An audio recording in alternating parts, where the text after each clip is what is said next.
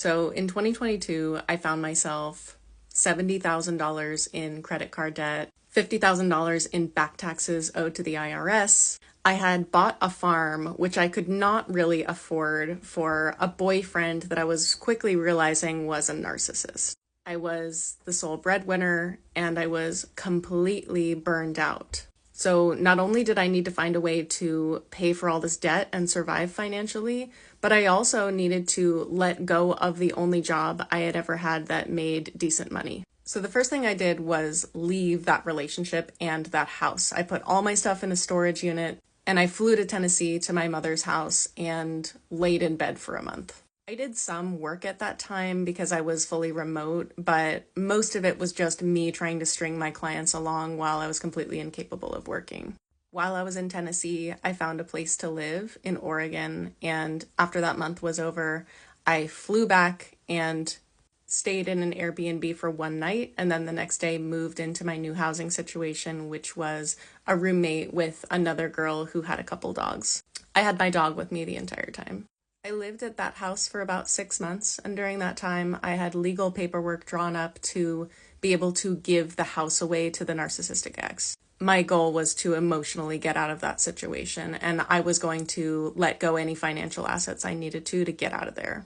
I continued to pay on my credit cards until I secured another housing situation because I needed my credit score to be good enough to be able to get into this intentional community house. So I moved into this house in April of 2023 and immediately let all my credit cards go and let my credit score tank. I continued to be on payment plans for all of the money that I owed to the IRS and the state of Oregon. I talked to a bankruptcy lawyer at that time who told me to get a job that would have a W-2 so that I would have income verification for my bankruptcy process. So once I had worked as a barista for 6 months, I then applied for bankruptcy.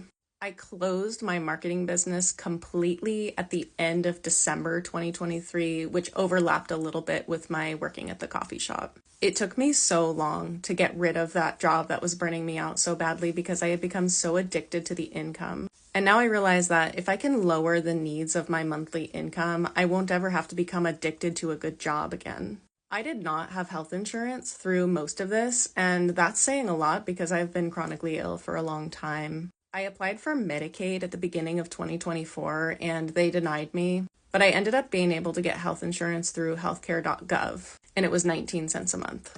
My bankruptcy has now fully gone through and my credit report is wiped, and my credit score has already recovered to 685 or something crazy like that.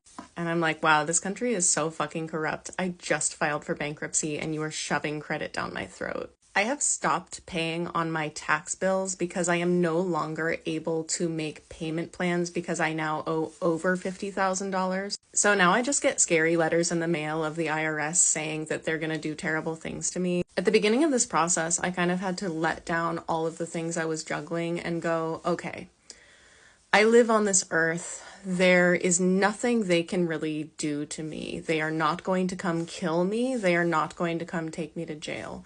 Anything else that happens to me, I'm willing to go through that.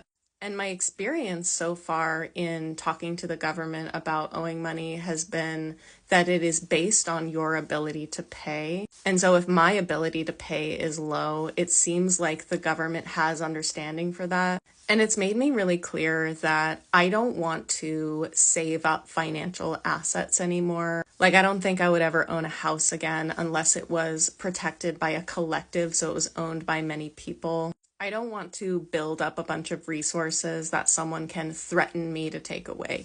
I would much rather just access abundance day to day and week to week. The next process that I need to go through is to contact a tax lawyer and understand the offer in compromise process. Basically, you say, hello, IRS, I owe $50,000, but I only have $5,000 to give you. In my case, I have no $1,000, so I'm not really sure what that process looks like. But like I said, I need to do more research. Everything I've learned in this process is the world will always meet you where you are. And yeah, you may lose all of your material possessions. I had to give up my car. I could not pay for much at all when I moved in here, and I had to pay everything back. And I was much happier, and I was okay. And I could do it because it was just me and the wiener dog. But I tell this whole story to show you the incremental nature of it. It took me fully 2 years to close my marketing business that was burning me out. It took almost 3 years to file for bankruptcy. It's taken over 3 years to deal with the tax debt. My adrenal glands are still struggling. I am still in an active healing process from my burnout. Nothing came to destroy me along the way. Everything always freed me. I was freed once I left that relationship. And then I just had to relinquish everything. And the more that I clung to things or was afraid that I was going to lose them, the more upsetting it was. So I really was just like, take everything and I'll still be a person and I'll still be able to be alive. So I'll let you know when the process is done, but it's very close to being done, and I am no longer burning myself out with work.